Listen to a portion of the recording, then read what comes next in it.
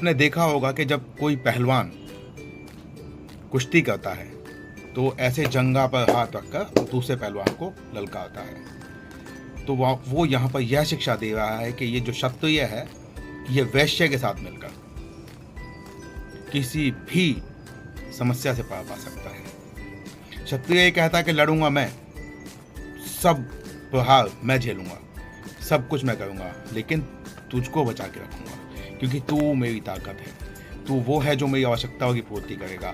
मेरे लिए गोला बारूद असला और जितने भी चीज़ें हैं उसका प्रबंध तू करेगा। छत्रपति शिवाजी महाराज जितने भी बड़े बड़े क्रांतिकारी योद्धा क्षत्रिय हमारे देश को मिले हैं, उनके पीछे वैश्यों ने रहकर वैश्य ही उनके ताकत बनकर खड़े रहे हैं। वर्ण व्यवस्था क्यों कहा गया? भगवान के वचन ऐसे होते हैं जिससे लोगों का कल्याण होता है, लोगों के संशय दुख मिट जाते हैं।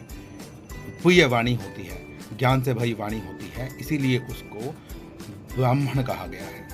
ब्राह्मण में अगर ये सब गुण ना हो तो उसका पतन होना निश्चित है। क्षत्रिय वो है जो ब्राह्मण के ऊपर होने वाले वार को ऐसे रोकता है, चाहे वो वार तलवार से हो चाहे वो गोली से। क्षत्रिय बिना अपने प्राणों की चिंता किए सबसे पहले आगे आता है। तो ये कि सभी आवश्यकताओं को पूरा करने का दायित्व वैश्य पर होता है। और इसके अतिरिक्त जो चरण है उसको शूद्र कहा गया है।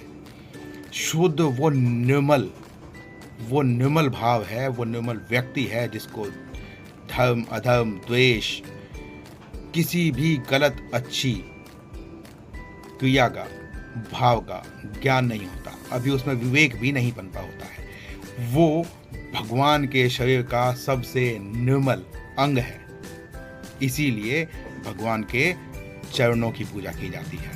भगवान के चरणों से निकलने वाली गंगा जी को हम पीते हैं, पूजते हैं। इसीलिए ये जो वर्ण व्यवस्था है, ये वर्ण व्यवस्था कहीं से भी तुच्छ नहीं है, इसमें कोई ऊंच नहीं नीच नहीं है। लेकिन दुष्प्रचार ने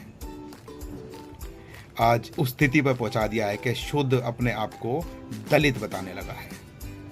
वो जानबूझ के बताता है कि मैं नीचा हूं, जबकि उसने इस धर्म को जाना ही नहीं। कृपया थोड़ा सा संज्ञान लीजिए, थोड़ा सा ध्यान लगाइए। कोई शंका है तो बैठिए, साधु संतों के पास जाइए, आपको सॉल्यूशन मिलेगा। श्री